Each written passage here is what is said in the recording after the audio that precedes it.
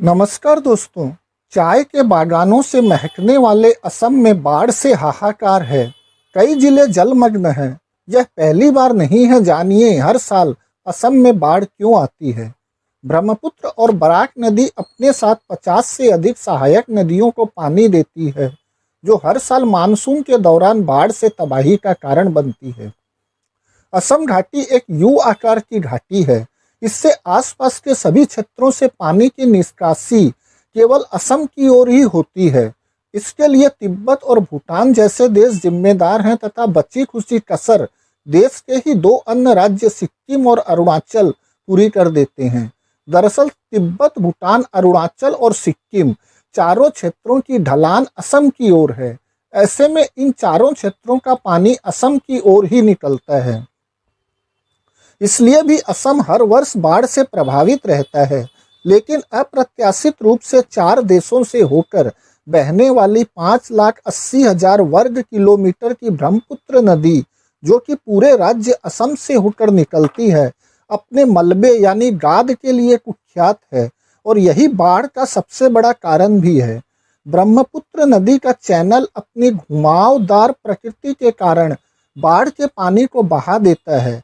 ब्रह्मपुत्र नदी के उच्च स्तर के दौरान सहायक नदियों के बहाव पर अतिक्रमण के कारण जल निकलने की समस्या और पहाड़ी क्षेत्रों में मिट्टी के कटाव और बड़े पैमाने पर पहाड़ों पर भूस्खलन के कारण नदी में अत्यधिक मलबा जमा होता है।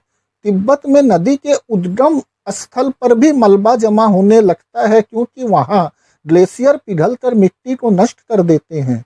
जैसे जैसे पानी असम की ओर बढ़ता जाता है, वह अधिक से अधिक गाद इकट्ठी करता है और फिर यह गाद राज्य के समतल मैदानों पर बड़ी मात्राओं में इकट्ठा होता जाता है।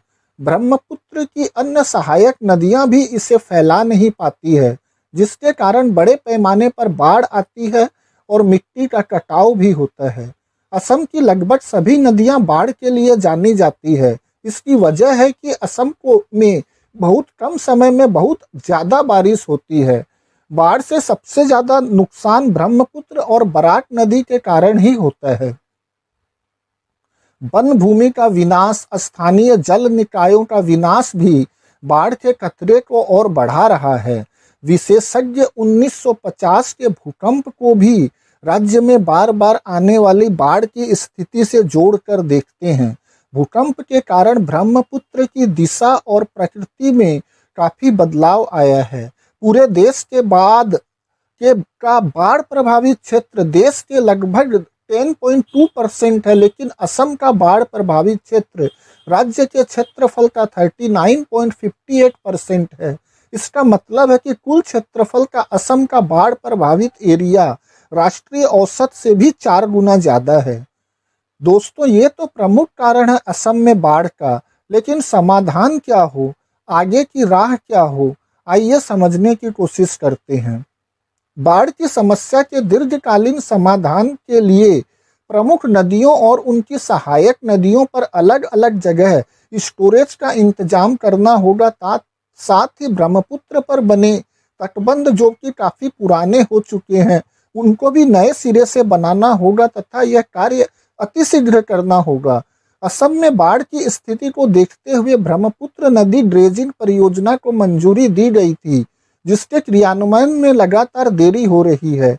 यह काम तुरंत पूरा करना होगा। चीन द्वारा भी ब्रह्मपुत्र नदी पर कुछ बांध बनाए गए हैं। इन बांधों से जल की अनियमित रिहाई से मैदानी इलाकों में गाद की स्थिति उत्पन्न होती है।